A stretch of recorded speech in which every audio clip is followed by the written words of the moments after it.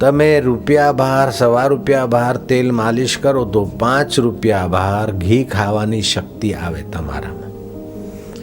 પણ કલાકની અંદર તમારે સાબુ લઈને નાહી લેવું પડે, નહીં તો શરીરમાં ચિકાસ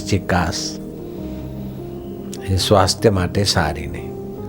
પણ રૂપિયા બહાર તેલ ચોળ્યું હોય 1.5 રૂપિયા બહાર 25, 10, 20 ગ્રામ, તો તમારે સાબુથી નાહી લેવું પડે. પણ તમારી જીભે તમે રૂપિયા બહાર નહીં 5 રૂપિયા બહાર ને 10 રૂપિયા બહાર દરરોજ એ ઘી તેલ ઠબારો છો, પણ કોઈ દાડે સાબુ લગાડવાની ઈચ્છા થઈ?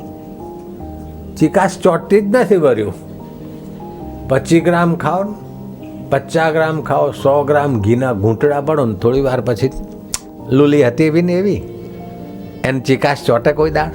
ના ચોટે. તુલસીદાસજી મહારાજે સુંદર વાત કરી. તુલસી જગ મેં यूं રહો જો રસના મુખમાય. મોઢામાં જીભ રહે છે પણ એને ચિકાસ ચોટતી નથી. એમ તમને જગતના દુઃખ સુખ અને પાપની ચિકાસ ચોટે નહીં. તમે એવા થઈને રહો.